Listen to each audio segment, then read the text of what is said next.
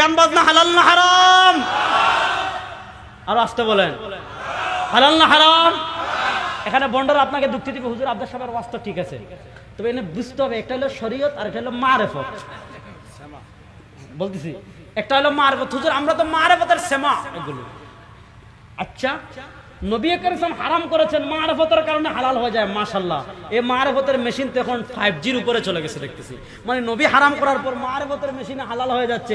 এই মেশিনের পাওয়ার তো যেই সেই না। তাকে পাল্টা প্রশ্ন দিবেন, যদি কেউ মারেফতের নামে মাজারে সিজদা হালাল করতে চায়, যদি কেউ মারেফতের নামে গান বাজনাকে হারাম করতে হালাল করতে চায়, আচ্ছা আপনাদের কাছে আমি একটা ফতোয়া জানতে চাই, গু খাওয়া হালাল না হারাম? ইয়া আল্লাহ, বড় এই মাসলা জানেন না মনে হয়। তাহলে মানুষের পায়খানা খাওয়া হালাল না হারাম? জুড়ে বলেন। তাহলে গান বাজনা শরীয়তে হারাম, মারেফত দিয়ে হালাল করে ফেলছো, মাশাআল্লাহ তোমার মারেফতের মেশিনে এত পাওয়ার। এবার তাকে পাল্টা প্রশ্ন করেন, আমাদের শরীয়তে গু খাওয়া হারাম, দেখি তো তোমার মারেফতের মেশিন দিয়ে গু খাওয়াকে হালাল করতে পারো কিনা। যদি গু খাওয়াকে হালাল করতে পারো, বুঝবো তোমার মারেফতের মেশিন ঠিক আছে। আর যদি পায়খানাকে হালাল করে খাইতে না পারো, বুঝবেন এটা হচ্ছে বড় ভণ্ড প্রতারক শয়তান, আল্লাহর জমিনে আর কেউ নয়।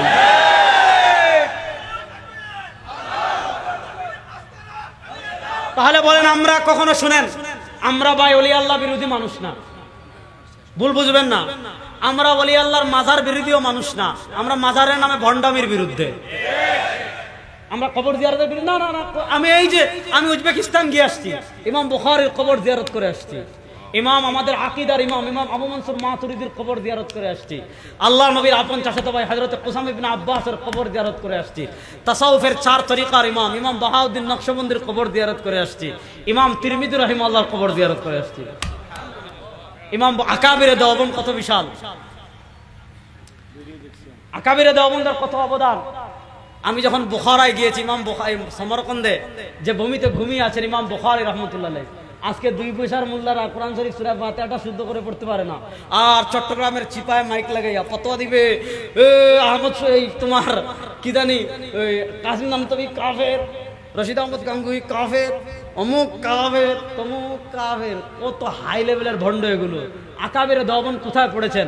আর ইমাম বুখারী রাহমাতুল্লাহ আলাইহি যে এলাকায় ঘুমিয়ে আছেন খরকন, ইমাম বুখারী রাহমাতুল্লাহ আলাইহির মাকবারার পাশে যে বিশাল হাদিস ইনস্টিটিউট আছে, আমি দাওরা হাদিসে গিয়েছি। দাওরা হাদিসে তারা আমাকে যখন আমার পরিচয় জানছে যে আমি বাংলাদেশ থেকে আসছি, ওলামা একরামকে নিয়ে কাজ করি বা বাংলাদেশে আমি একজন দায়ী, আমাকে তারা খুব মানে সম্মান দিয়ে তাদের পুরো মাদ্রাসা ঘুরিয়ে দেখাইছে। আমি যখন তাদের দারুল হাদিসে গিয়েছি, ওখানে দেখি তারা আল্লামা কাশ্মীরের কিতাব পড়ে, আল্লামা খলিল আহমদ সাহারানপুরের কিতাব পড়ে। আমি গিয়ে দেখেছি ইউসুফ বিন রাহিমাহুল্লাহর মাআরিফুস সুনান পড়েন না, সুবহানাল্লাহ। কথা ভালো করে বুঝুন, আমি আপনাদেরকে যেটা বুঝাতে চাচ্ছি, আমাদের আকাবিরে দেওবন্দ, আমরা ওলি আল্লাহ বিরোধী মানুষ না, আমরা মাজার বিরোধীও না। মাজারে যদি আপনি যান, কবরে যান, কবরে যাওয়ার পর কাজ মাত্র একটা, কবরে কাজ মাত্র কয়টা? আর আসতে বলেন কয়টা? সেটা হলো জিয়ারা। সেটা হলো কি? জিয়ারত ছাড়া ইসলামী শরীয়তে কবরে আর কোনো ইবাদত। নবী করিম সাল্লাল্লাহু আলাইহি ওয়াসাল্লাম ইসলামের প্রাথমিক যুগে কবর জিয়ারত করতে নিষেধ করেছিলেন, কারণ আইয়ামে জাহিলিয়াতে মানুষ কবর কেন্দ্রিক ব্যাপক শিরিক করত। এজন্য ইসলামের প্রাথমিক যুগে কবর জিয়ারত হারাম ছিল। নবী করিম সাল্লাল্লাহু আলাইহি ওয়াসাল্লাম বলেন, কুনতু নাহাইতুকুম আন জিয়ারাতিল কুবুরি ফাজুরুহা ফাইন্নাহা তুযাক্কিরুল আখিরা। নবী করিম সাল্লাল্লাহু আলাইহি ওয়াসাল্লাম বলেন, ইসলামের প্রাথমিক যুগে আমি তোমাদেরকে কবর জিয়ারত করতে নিষেধ করেছিলাম, এখন আমি তোমাদেরকে কবর জিয়ারতের অনুমতি দিচ্ছি। কেন?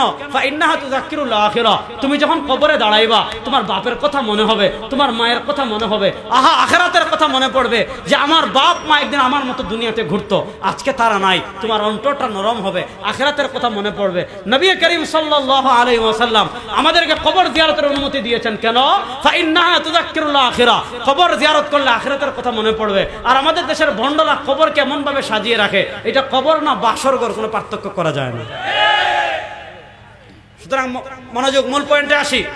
নবী করিম সাল্লাল্লাহু আলাইহি ওয়াসাল্লামের আদেশ মানা লাগবে কি লাগবে না? নবী করিম সাল্লাল্লাহু আলাইহি ওয়াসাল্লামের নিষেধ মানা লাগবে কি লাগবে না? এবার বলেন, গান বাজনার নবী অনুমতি দিয়েছেন না নিষেধ করেছেন? নবী বলেন লা তাবিউল কাইনাত, এবং নবী করিম সাল্লাল্লাহু আলাইহি ওয়াসাল্লাম বলেছেন সায়াতি আলান নাসি জামানুন, আমার উম্মার উপর এমন একটা সময় আসবে, ইস্তাহিল্লুনাল হারিরা ওয়াল মাযামিরা ওয়াল খামারা। আমার উম্মার উপর এমন একটা সময় আসবে, এই উম্মার নরাদমরা রেশমকে হালাল মনে করবে, এই উম্মার নরাদমরা বাজনাকে হালাল মনে করবে, এই উম্মার নরাদমরা মাদককে হালাল মনে করবে। মাদক হারাম, হারাম, পুরুষের জন্য রেশমের পোশাক ব্যবহার করা হারাম। হারামকে হালাল বানানোর অথরিটি কোন পীরের নয়, কোন শায়খের নয়। যে পীর রাসূলুল্লাহ সাল্লাল্লাহু বিধানকে ওভারটেক করে ইসলামের কোন হারামকে হালাল বানিয়ে ফেলবে, ওইটা পীর নামক আপাদমস্তক ইবলিস, শয়তান, প্রতারক, বাটপার ছাড়া কিচ্ছু না। এরকম বাটপার আমাদের সমাজে আছে না নাই? সুতরাং আপনি আপনার অলক্ষ্যে যদি কখনো গান শুনে ফেলেন তওবা করবেন, কিন্তু কখনো এটাকে সেমা বা মারেফতে গানের নামে বাজনাকে কখনো হালাল মনে করবেন না। হ্যাঁ, আপনি ইসলামী সঙ্গীত গাচ্ছেন, বাজনা থাকা যাবে না, 1 নম্বর শর্ত। 2 নম্বর, শরীয়ত বিরোধী কোনো কথা থাকতে পারবে না। আর এখন আমাদের দেশে একটা বাজনা লাগায়, আবার গান কি কার, আল্লাহর ধন নবীরে দিয়া, আল্লাহ গেলেন গায়েব হইয়া, আল্লাহর ধন খাজায় পাইয়া, খাজায় ঘুমায় আজমিরে, কেউ ফিরে না খালি হাতে, খাজা তোমার দরবারে। 4-5 দিন আগে একজন কি কইতাছে যে কিয়ামতের দিন মওলার কাছে যদি ফেরেশতারা কিরামান কাতিবিন, রোজ হাসরের দিন আল্লাহর কাছে যদি করে অভিযোগ, আমরা বলবো দুনিয়াতে ছিলাম রেজবি বাবার লোক। অথচ ওই দিন রেজবি বাবার লোক কোয়ার সময় থাকবো যেদিন নবীরা বলবেন ইয়া রাব্বি নাফসি, যেদিন আল্লাহ ঘোষণা দিবেন আলাল মালিক আল ইয়াউমা আইনা মুলুকুল আরদ, যেদিন মুসা কালিমুল্লাহ বলবেন নাফসি নাফসি, যেদিন ঈসা রূহুল্লাহ বলবেন নাফসি নাফসি, আরে যেদিন সুলাইমানের মতো সারা দুনিয়ার বাদশা ছিলেন তিনি বলবেন নাফসি নাফসি, সেদিন কোনো বাবা কাজে লাগবে না, সেদিন একজন তার উম্মাকে বুঝবেন না, তিনি বলবেন ইয়া রাব্বি উম্মতি, তিনি সরওয়ারে দু আলম ফখরে মওজুদাত জনাবে মুহাম্মদুর রাসূলুল্লাহ। এখন আমাদেরকে আচ্ছা বলবেন, সমস্যা নেই, কত কথা বললাম না, নতুন আসছে, আপনারা একবার এনে আমার থেকে সব কথা শুনতে চাচ্ছেন না, এদের নিয়ত হইলে আর দাওয়াত দিবে না, বুঝছেন, যে আপনি সব বলে যান একেবারে নাকি। বলতেছেন সব বিষয় বলেন, এক দিন তো এক বিষয় বলবেন, একসাথে তো আর একাধিক বিষয় বলা যায় না। যদি আগামীতে আবার দাওয়াত দেন তাহলে অন্য বিষয় বলবেন ইনশাআল্লাহ। আচ্ছা যাক, আমি যে বিষয়টা আপনাদেরকে বলতে চাচ্ছি, আমরা নবী করিম সাল্লাল্লাহু আলাইহি ওয়াসাল্লামের আনুগত্য করব তো ইনশাআল্লাহ। নবী করিম সাল্লাল্লাহু যে বিষয় নিষেধ করেছেন, দুনিয়া উল্টে যেতে পারে, আমরা নবীর বিধানকে কখনো উপেক্ষা করব না ইনশাআল্লাহ। সুতরাং কখনো কোনো ওলির কবরে গেলে জিয়ারত করব, গান বাজনা বাজিয়ে গরু মহিষ ছাগল নিয়ে, আরে বেটা ভাগ্য পরিবর্তনের মালিক কে? বড় আসতে বললেন, পিসা ভাগ্য পরিবর্তন করতে পারবে? ওয়াল কাদিরি খাইরিহি ওয়া শাররিহি, আপনি ইমানে মুফাসসাল প্রত্যেকদিন পড়তেছেন আর বলতেছেন ওয়াল কাদিরি খাইরিহি ওয়া শাররিহি মিনাল্লাহি তাআলা, তাকদীরের ভালো মন্দের মালিক একমাত্র কে? তাকদীর পরিবর্তন করতে পারেন একমাত্র কে? আল্লাহ নবী ইসলাম বলেছেন তাকদীর একটা জিনিস পরিবর্তন করতে পারে, লা ইউরাদ্দুল কদ। ইমাম তিরমিজি সুনানুত তিরমিজির কিতাবুল আদাবে হাদিস এনেছেন, সরওয়ারে দু আলম সাল্লাল্লাহু আলাইহি ওয়াসাল্লাম বলেন লা ইউরাদ্দুল কদরু ইল্লা দুআ, দোয়া করা ছাড়া আর কোনো কিছু দ্বারা তাকদীর পরিবর্তন হয় না। তাহলে তাকদীর পরিবর্তন করার একমাত্র মালিক, আর আসতে বলেন তাকদীর পরিবর্তনের মালিক একমাত্র নবী করিম সাল্লাল্লাহু আলাইহি ওয়াসাল্লাম বুখারীর হাদিসে বলেন লাউ ইসতামাআতিল ইনসু ওয়াল জিন্নু আলা ইয়ানফাউকা বিশাইইন লা ইয়ানফাউকা বিশাইইন ইল্লা ক্বাদ কাতাবাহু আল্লাহু লাক ওয়া লা ইসতামাআতিল ইনসু ওয়াল জিন্নু আলা ইয়াদুররুকা বিশাইইন লা ইয়াদুররুকা বিশাইইন ইল্লা ক্বাদ কাতাবাহু আল্লাহু লাক। আমার উম্মত শুনো, নবী আমাদেরকে কত সত্য আকীদা শিখিয়ে গিয়েছেন। সরওয়ারে দু আলম সাল্লাল্লাহু আলাইহি ওয়াসাল্লাম বলেন, আমার উম্মত শুনো, লাবিজতামাআতিল ইনসু ওয়াল জিন্নু, যদি সারা দুনিয়ার সব মানুষ একত্রিত হয়ে যায়, যদি সারা দুনিয়ার সব জিন একত্রিত হয়ে যায়, আলা ইয়ানফাউকা বিশাইইন, দুনিয়ার সব মানুষ আর সব জিন মিলে তোমার কোনো উপকার করবে, লা ইয়ানফাউকা বিশাইইন, সব মানুষ আর জিন মিলে তোমার কোনো উপকার করতে পারবে না। আর কতটুকু পারবে? ইল্লা ক্বাদ কাতাবাহু আল্লাহু লাক, যতটুকু তাকদীরে লিখে রেখেছেন কে? আল্লাহর নামটা জোরে বলেন। যতটুকু তাকদীরে লিখে রেখেছেন কে?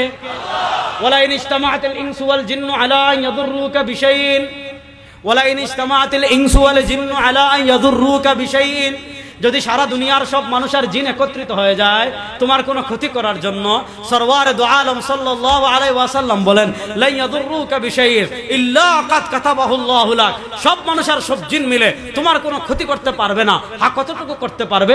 ইল্লা ক্বাদ কাতাবাহু আল্লাহু লাক, যতটুকু তাকদীরে লিখে রেখেছেন কে? তাহলে তাকদীরের পরিবর্তনের মালিক জোরে বলেন। তাহলে আল্লাহ কেউ ফিরে না খালি হাতে, খাজা তোমার দরবারে না। খাজা তাকদীর পরিবর্তন করতে পারেন? ভান্ডারি বড় আসতে না কইলেন, আহমদ শফি না, নবী করিম সাল্লাল্লাহু ভাগ্য পরিবর্তনের মালিক না, ভাগ্য পরিবর্তনের মালিক একমাত্র। এজন্য আল্লাহ কোরআনে বলেছেন কুল্লা আমলিকু লিনাফসি নাফআন ওয়ালা দাররা। রহমতপুরে এসে কুল লা আমলিকু লিনাফসি, আজকে আপনার ওয়াজ আমি করে দেই নাকি?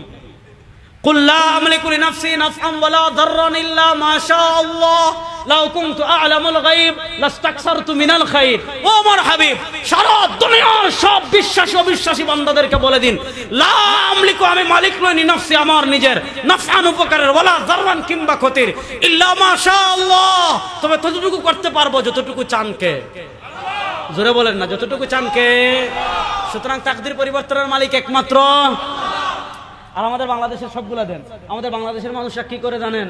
বিপদে পড়ছে, মুসিবতে পড়ছে, তারপরে আপনার কোনো সমস্যা দেখা দিছে, এটা ছাগল নে, গরু নে, মহিষ নে, হাঁস নে, কিচ্ছু না পারে, এক মহিলাকে বিয়ে করতে চাচ্ছে বা মেয়েকে বিয়ে করতে চাচ্ছে, তার পরিবার রাজি হচ্ছে না। কি করে? চট্টগ্রামের পাহাড়ের উপর আছে বুস্তামি রাস্তা, না আছে না নাই? ওখানে উঠলে দেখবেন একটা বটগাছ আছে, লাল সুতা বাঁধা, আছে না নাই? দেখেন আমাদের বাংলাদেশের মানুষের ঈমান কোথায় গেছে আজকে। সে ঈমানে মুফাসসালে পড়তেছে, ওয়াল কাদরি খাইরি ওয়া শাররি মিনাল্লাহি তাআলা, তাকদীরের মালিক আল্লাহ। তুই মুসিবতে পড়ছিস, ওয়া ইয়াকা নাস্তাঈন, সাহায্য চাইবে আল্লাহর কাছে। তুই মুসিবতে পড়েছিস, দোয়া করবে আল্লাহর কাছে। তোর সমস্যা হয়েছে, দোয়া করবে আল্লাহর কাছে। সে সব বাদ দিয়া ওখানে গিয়ে লাল সুতা বাঁধে, আছে না নাই? এর মাঝে আর আইয়ামে জাহিলিয়াতের কাফেরদের মাঝে কি পার্থক্য বলেন আমারে? আইয়ামে জাহিলিয়াতের কাফেররা লাতের কাছে যায়, তো মান্নাতের কাছে যায়, হুবালের কাছে যায়, উজ্জার কাছে যায়, হেরা যায় বটগাছের কাছে। আল্লাহ সব ধরনের শিরিক থেকে আমাদেরকে বেঁচে থাকার তৌফিক দান করুন। আল্লাহ পিওর ঈমান নিয়ে আমাদেরকে বেঁচে থাকার তৌফিক দান করুক।